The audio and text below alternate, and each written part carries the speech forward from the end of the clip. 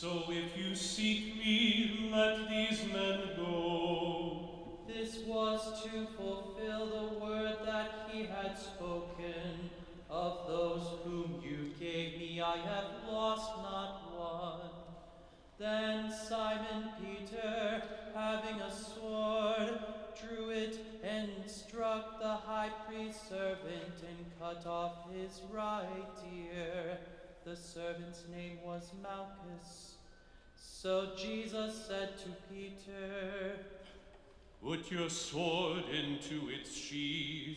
Shall I not drink the cup that the Father has given me? So the band of soldiers and their captain and the officers of the Jews arrested Jesus and bound him. First they led him to Annas, for he was the father-in-law of Caiaphas, who was the high priest that year. It was Caiaphas who had advised the Jews that it would be expedient that one man should die for the people. Simon Peter followed Jesus, and so did another disciple. Since that disciple was known to the high priest, he entered with Jesus into the court of the high priest. But Peter stood outside at the door. So the other disciple, who was known to the high priest, went out and spoke to the servant girl who kept watch at the door and brought Peter in. The servant girl at the door said to Peter, You also are not one of this man's disciples, are you? He said, I am not. Now the servants and officers had made a charcoal fire because it was cold, and they were standing and warming themselves. Peter also was with them, standing and warming himself. The high priest then questioned Jesus about his disciples and his teaching. Jesus answered him, I have spoken openly to the world. I have always taught in synagogues and in the temple, where all Jews come together. I have said nothing in secret. Why do you ask me? Ask those who have heard me what I said to them. They know what I said. When he had said these things, one of the officers standing by struck Jesus with his hand, saying, Is that how you answer the high priest? Jesus answered him, If what I said is wrong, bear witness about the wrong. But if what I said is right, why do you strike me? Annas then sent him bound to Caiaphas the high priest. Now Simon Peter was standing and warming himself, so they said to him, You also are not one of his disciples, are you? He denied it and said, I am not. One of the servants of the high priest, a relative of the man whose ear Peter had cut off, asked, Did I not ask you in the garden with him? Peter again denied it, and at once a rooster crowed. Then they led Jesus from the house of Caiaphas to the governor's headquarters. It was early morning. They themselves did not enter the governor's headquarters, so that they would not be defiled, but could eat the Passover. So Pilate went outside to them and said, What accusation do you bring against this man? They answered him, If this man were not to believe him, we would not have delivered him over to you. Pilate said to them, Take him yourselves and judge him by your own law. The Jews said to him, It is not lawful for us to put anyone to death, to put anyone to death.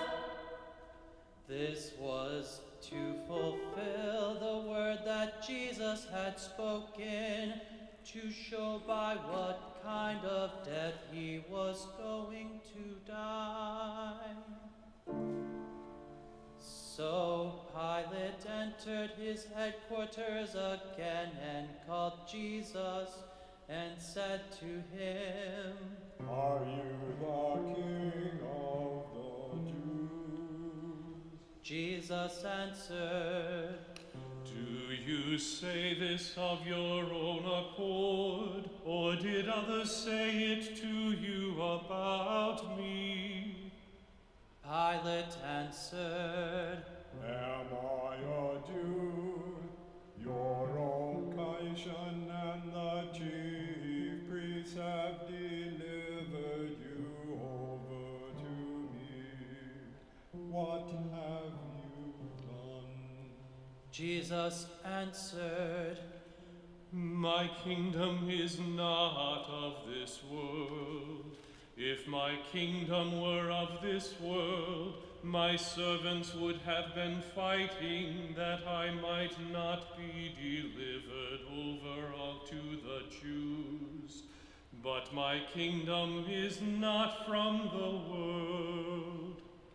Then Pilate said to him, So you are a Jew?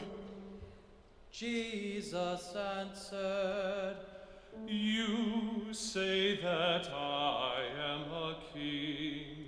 For this purpose I was born, and for this purpose I have come into the world, to bear witness to the truth. Everyone who is of the truth listens to my voice. Pilate said to him, What is true? After he had said this, he went back outside to the Jews and told them, I find no guilt in him, but you have a custom that I should release this man for you at the Passover. So do you not want me to release to you the King of the Jews? They cried out again, Not this man, not this man, not this man, not this man, not this man, not Barabbas. Now Barabbas was a robber. Then Pilate took Jesus and flogged him, and the soldiers twisted together a crown of thorns and put it on his head, and arrayed him in a purple robe. They came up to him, saying, Hail, hail, hail, hail, hail, King of the Jews, and struck him with their hands.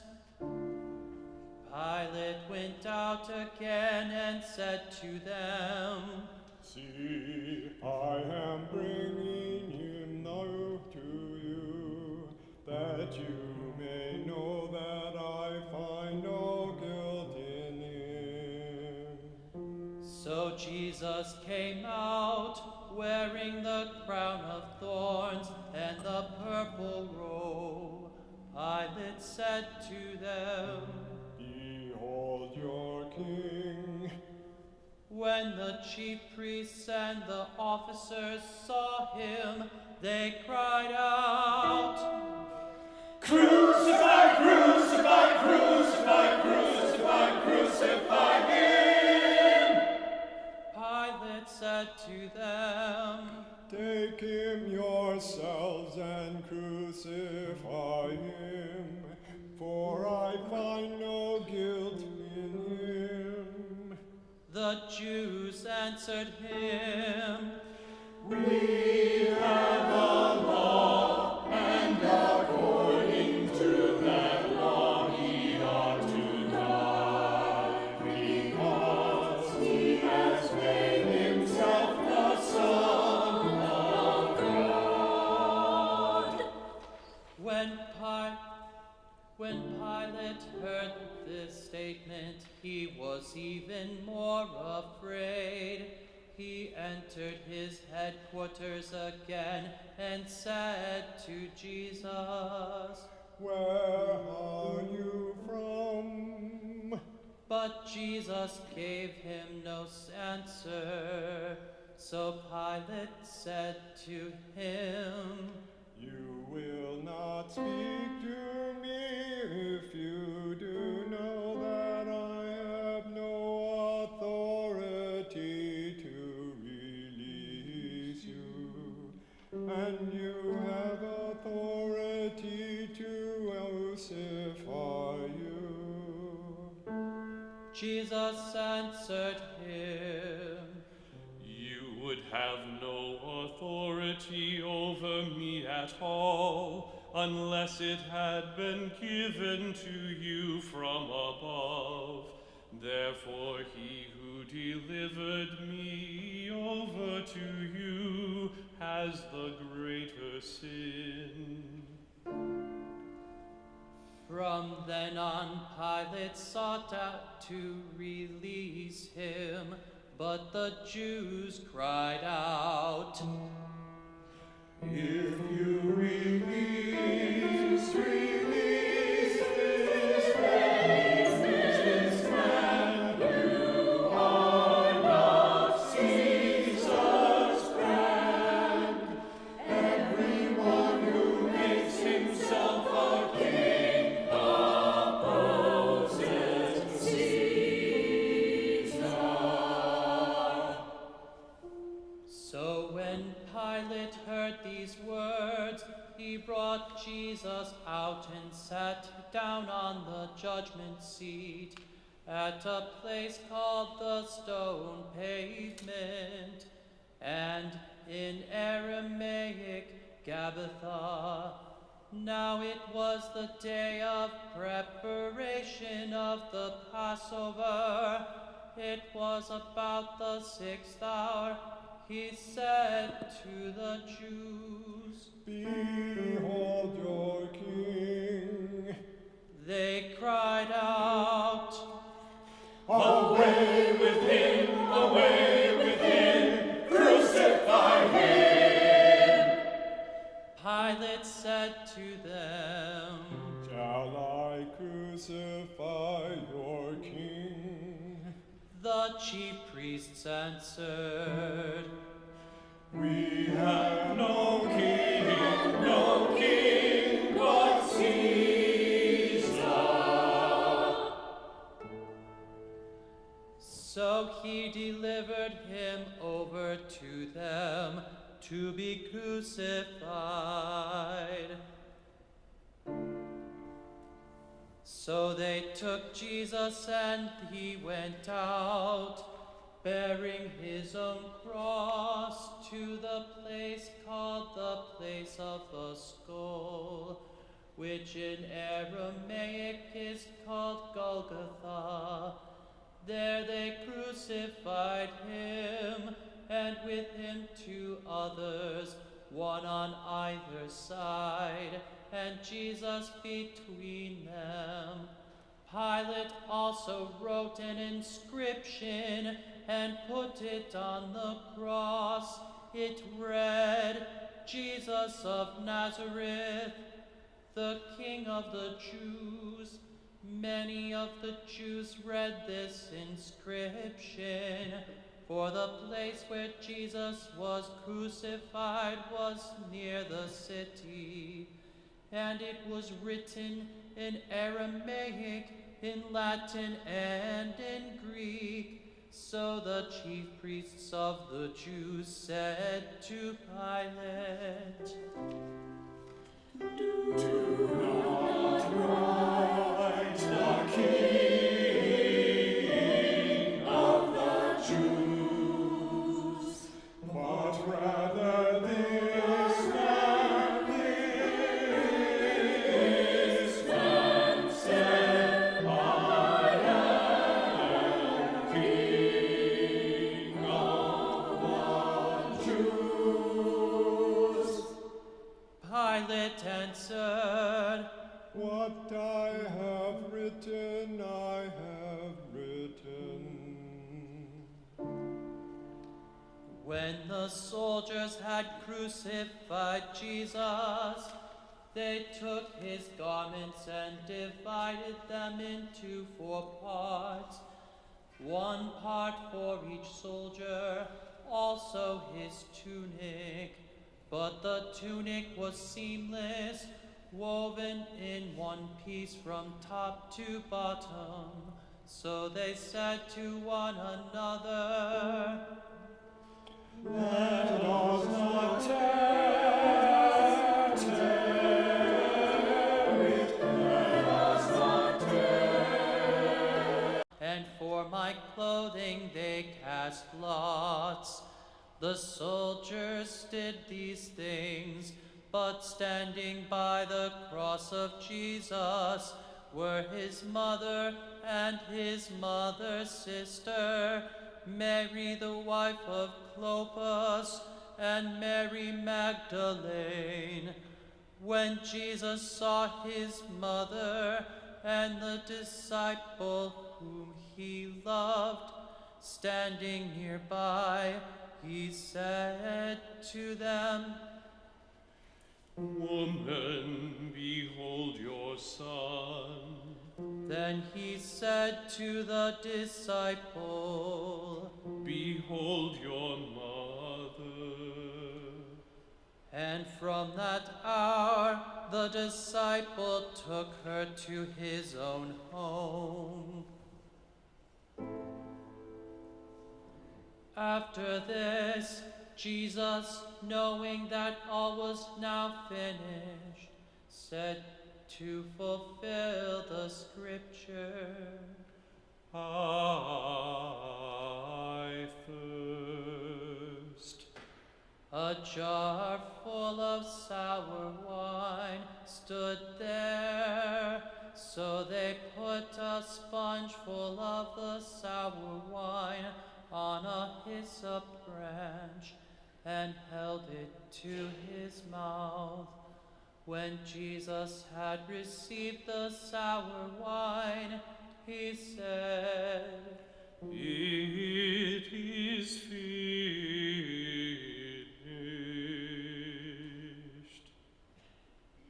and he bowed his head and gave up his spirit.